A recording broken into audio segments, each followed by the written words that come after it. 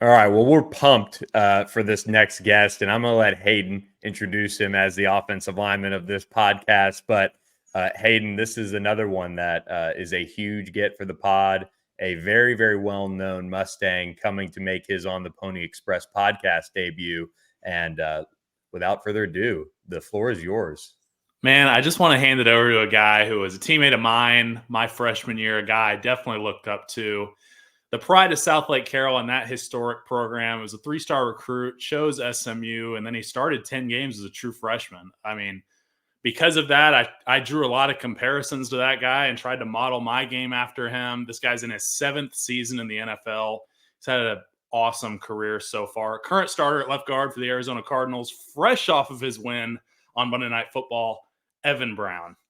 How we doing? Glad to be on the pod. Excited to be here. Yeah, welcome, bro. Thanks for joining us, man. This is great. You got an initial reaction so far from this season, man? I mean, I know you're chopping it up with the boys in the locker room, so I'm sure you got some. It's been exciting. It's been fun to give a little talk to the TCU guys. We got 2 on the team with LJ and Amari. Yep. So that was a fun week there, and then rookie running back Trey Benson. He went to Florida State. We beat up on them. That was another fun one. Then we got one of our DBs was a Louisville guy, so talked a little smack to him. So it was a lot of fun. It's been a good year for the Stangs to be able to talk some stuff to teammates. Some of the best, dude, in the locker rooms. I always loved that too, except wasn't quite as good of a year last year when I was owing a little bit to the Oklahoma guys, but that's all right, man. But I just kind of want to get into your career, man. Some of your life stuff. I mean, obviously you're a stud now, but were you always a football stud? I mean, if I remember correctly, I want to say you were driving some race cars or something growing up. Yeah. When I was what was that? I was probably the ages of 4 to like 14 or 15. I raced cars. It was a hobby that me and my dad started together when I was younger. He raced probably till I was the age like 7 or 8. Then he kind of stopped and became like my crew chief. But I raced a whole bunch of different cars, from different types of go-karts into what's called bandoleros, and then legend car, which are full body cars. That was my hobby growing up until obviously big guy. Kind of outgrew that. You don't see many big race car drivers, to say the least. But no, so I kind of outgrew that a little bit, and then focused on football into high school, and still going. Couldn't fit in the car anymore, huh? Yeah. A little too heavy. You had a weight limit with driver in the car, driver without the car, so you had to make the weight without. And then when I got in, I was just way over, and it was like, need to get you on Gran Turismo or something. But went to South Lake Carroll, man. It's a historic program. Talk to us a little bit about kind of the culture and some of the tradition in that program, and some things that I guess you took away in your football career. Yeah, no, I think in South Lake it starts young with most of the kids growing up playing what's called Dragon Youth Football. All the dads coach it of the kids, and that kind of starts the tradition per se. It's the saying in South Lake, protect the tradition. But it's a storied city for football. We've been very good in high school football over the last, I don't know, since started winning championships, and I guess it would be the late 80s, early 90s. But yeah, no, started then, and then growing up through middle and high school, it's just the whole town bleeds green, and it's been good, always been good coaches, good players to come out of there, and it's always a good program. I'm pretty sure they're undefeated right now going into week 9 or 10. You don't. Most South Lake teams don't ever lose in district, so they always go to playoffs undefeated. So we'll see how it goes, but they're looking pretty good this year again. Yeah, I definitely vibe with you on that. I mean, South Lake does have a couple wins over my Katy Tigers, and no, great program down there. I'm pretty sure.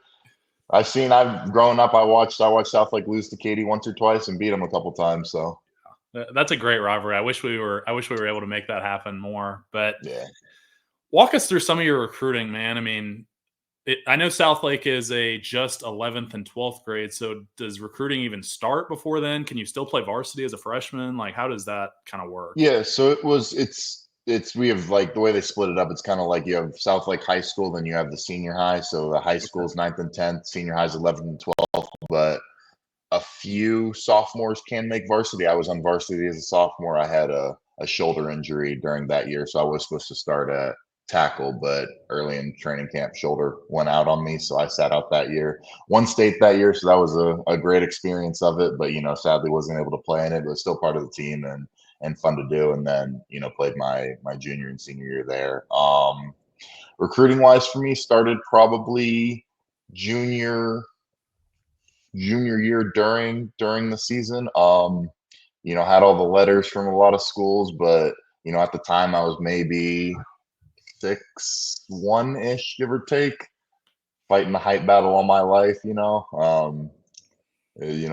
all the big schools, went to the A&M camps, went to the Texas camps, performed well. They told me that, but they just told me I was too short, and that was the story of my recruiting. And got to SMU, or went to a camp at SMU.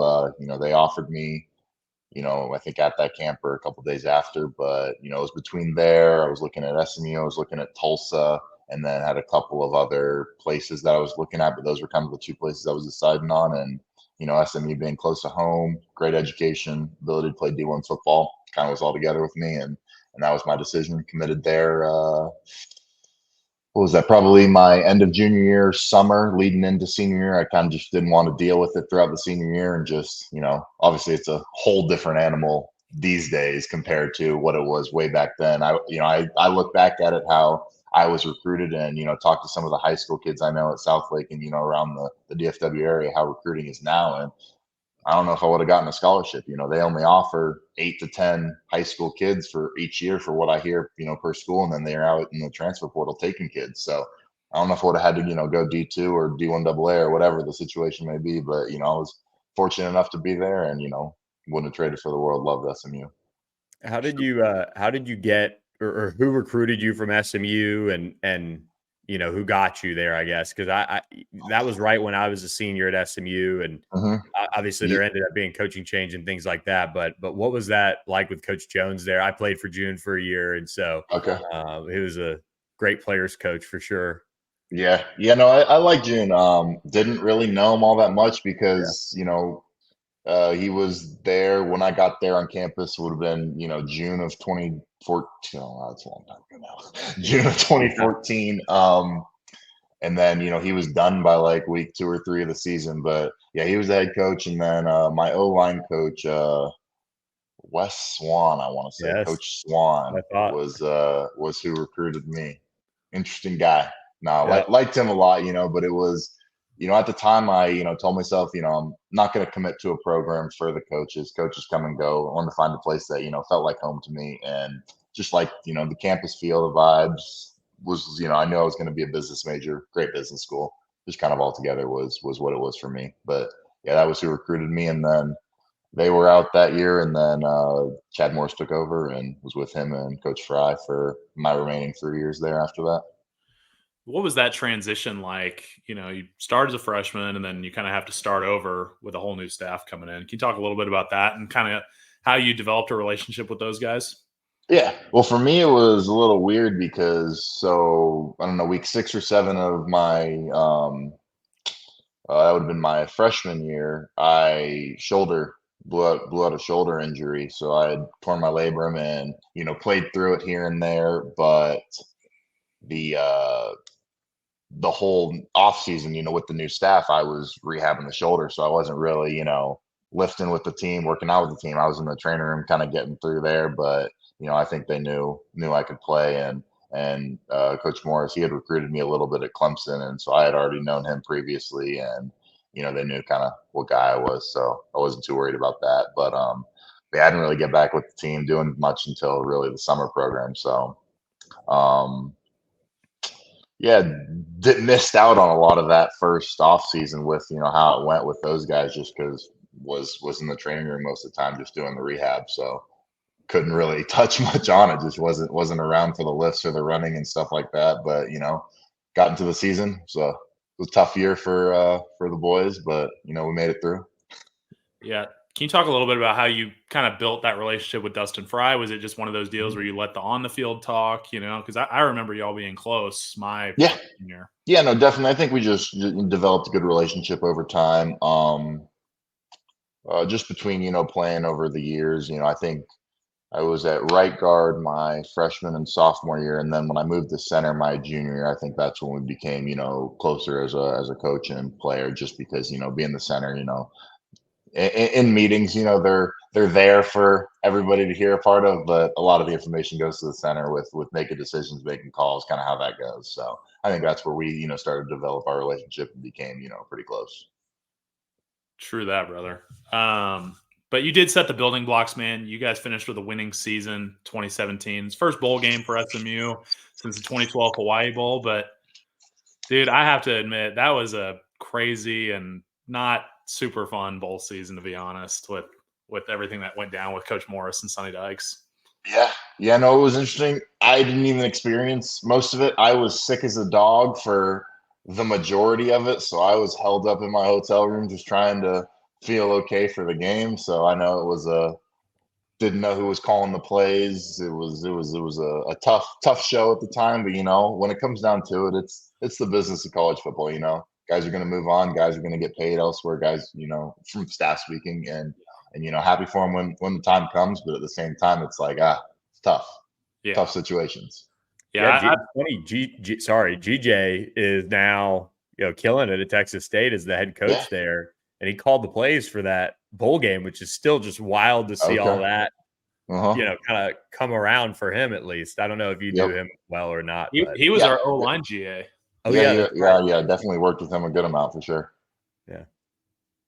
But you weren't there for the infamous night one then of the Frisco Bowl season. I was not. No, I know all about it, but no, I was sadly not. I was trying to survive in a hotel room. We'll bury that, never to come out. Still good find the guys on the boulevard here in a couple of weeks for that one. But anyway, man, you move on. You go to your pro day. You killed it, man. I mean, I remember that about how much buzz there was about you after your pro day. I mean, I don't remember your numbers. I remember you did 36 on bench because that was the mark that I set for myself. Yep. When I would be a senior. But kind of what was that process like? Where did you train? Kind of talk a little bit about the pro day training stuff. Yeah, trained at a facility out in Fort Worth called APEC. Still train there today. Go back in the off season, do a lot of my off season strength and conditioning work and speed work there. They run a great program, got a great group of guys from the all different teams around the league, of just guys that come back from linemen to skilled guys to quarterbacks and stuff. So it's same facility Mahomes is at with his guys. So they do a great combine program for excuse me, for all the incoming seniors going to be working on their pro day, working on the combine stuff. So they do a great job there. So I trained there. First 3 months of the off season, or the January, February, March, and then we have our pro day out in April. So they did a great job, preparing me for that and kind of teaching me all the tricks and ins and outs of all the combine drills that, in my opinion, are the biggest waste of time to evaluate a person's athleticism. I mean, you can see someone can move well, but like, you play ball. Did they teach you to make your arms shorter for the vert? Oh, 100%. Yeah, I jumped 36 at the pro day. Yeah, that's what it was. No chance I'm touching. That's what I thought. Actually, I had a 36-inch vertical, but it was a little, shoulder down, broken wrist. Let them see what they want to fix, and send it. But hey, those are the numbers that are written down, so I'll live by those. Those were my numbers. So yeah, that's a for life thing, man. But yeah. Go through the draft process, man. The draft is always hard. You ended up being an undrafted free agent to the New York Giants. Can you just talk a little bit about your journey kind of from draft up until you kind of got your big break in Detroit? Yeah. Didn't know if I was going to be drafted or not. It was, had an agent and heard from a couple teams here, a couple teams there, late round maybe. So didn't watch day one, didn't watch day two, wasn't expecting anything. And, I didn't like watching day three, my parents and stuff, and my girlfriend at the time, wife now, but they were watching, but I was away. I was doing, I don't know, I think at one point I took like a 30-minute walk. I'm like, this sucks. I don't want to watch this. Like, it's just a waiting process. And then, middle of the sixth, late sixth, you get calls and teams calling you, telling you like, probably not drafting you, but looking at, undrafted free agent, preferred, whatever they want to call it, opportunities. And so, you get a call, you don't know, you answer it, it's this, that, and it's like, okay, we'll wait. And so, round goes, don't hear anything. And then it's kind of, working with the agent on what he thinks the best spot is for you based upon the room, based upon, a lot of factors, location. And, we settled on New York being, what that room looked like at that point. And off to New York I was like 2 weeks later, I think. 2 weeks after that, we were out there for our what do they call that thing? Rookie mini camp. So we were going to rookie mini camp. You pretty much throw you the iPad, playbooks on it, learn it, and you're out there practicing the next day and right into kind of the summer program. And then you go home for 4 or 5 weeks and then right back for training camp. So that's kind of how that whole thing goes. Man. Good. I was just going to ask, were you teammates with Jackson Barton then as well? Were y'all both in New York at that time? Okay. Nah, he was there, I want to say in 20 or 21. I was out. See, I'll keep going. I was, New York my first year. She made the roster day one, undrafted guy. I was inactive for most games, but, they kept me around. They liked me there. And, I just tried to learn everything I could from, who's my O-line coach? Hal Hunter was my first O-line coach there. Just tried to soak it up, learn the league, experience the league, learn as much as I could, and just try and improve myself each day. It's kind of my mentality I've taken to every team I've been on, every opportunity I've had is learn as much as I can from each coach that I think I can apply to my game and just try to make myself the best player that I can be. So I was in New York my first year, second year, same thing, go through off season, go through training camp. That year, I don't think I made the roster, but they elevated me a couple times. And then towards the end of the year, 1 week I was down on practice squad. Miami claimed me off, so I went to Miami and played my first snaps on offense at that point. Played, 50, 60, 70 snaps to the end of the year. Ended the season there, and then that off season signed to Cleveland, a 1-year deal there. So went to Cleveland. Same thing, able to make the roster. 1 week they moved me down. Wasn't starting at that point or anything, but they moved me down and then signed to Detroit. And that was at the end of 2020. Kind of COVID year was a weird year for everything across every board of every facet of life. So signed to Detroit, and then remade the roster there as the backup center. And then week 4, Frank got a toe injury that kept him out the year, and I started from there. And then that was kind of my first big opportunity into playing some good football, and re-signed with Detroit after that year. And I was just saying kind of as his backup. And then they had a Big V at guard. He had a back injury and got another opportunity to play a lot of snaps at guard. So Detroit was kind of my first big time opportunity to get, a lot of playing time through a season. And, I was able to, learn a lot from the playing experience and play well enough to keep around. And that season ended, signed a 1 year in Seattle, started all but one game there at center. Had a little injury that kept me out of game, and then signed to Arizona this year and been starting left guard this ever since. So that's awesome, dude. I feel like I know a little bit about Detroit. I have another friend of the show that's out there, but talk a little bit about Frank and Panay and just, kind of that group. I have heard it's such a tight knit unit in that O-line room. No, yeah, it was just, starting with Hank Fraley out there. He's the O-line coach. He was there with the previous staff with Patricia in 18 and 19, and or I guess that would have been 18, 19, and 20. Patricia got let go, and Frank and Deck went to fight for him when Campbell came in and said, like, nah, we really like this guy, and they fought for him, and Campbell hired him, so he's been there ever since. And those three guys are kind of the core foundation of that room. And then that first year they drafted Panay, and you can see what kind of player Panay is. I mean, I think, in my opinion, he's a top 3 tackle in this league, and he's going to be a fantastic player for a long time to come. But and they've got it rolling over there right now. Happy to see for those guys in Detroit doing a lot of good things right now. And yeah. What when you look at Dan Campbell, I mean, what's he like? What was that transition like for you, and just getting around him? Yeah, I think he's as true as he is when you see him in TV interviews and media interviews as he is behind closed doors in the locker room. I mean, he's got that goofy, quirky, weird quotes. We'll fight you with one ass cheek and three toes, and that's what he said. Those are the quotes he used, and he doesn't shy away from it. And I think it's great. He's a player's coach through and through, and takes care of the guys when they need it, but knows how to be a head coach when he needs to be. So I think he's running a good ship up there, and good leader of that ship. You played with a freak tackle in Panay, and now you're next to another one in Paris Johnson Jr. I mean, how are the guys, man? I just have to ask. I miss those guys. I was out in Arizona there for a second. It's a place I'm obviously a little familiar. How is everyone, man? No, we're doing good. We're gelling as a group right now. Paris is my guy. I love playing next to him. Funny Right. guy.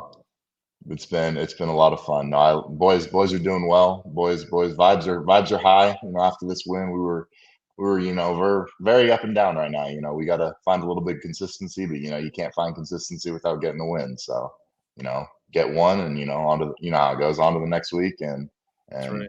hopefully get another one. Clayton's a fun dude too to run Yeah. that room.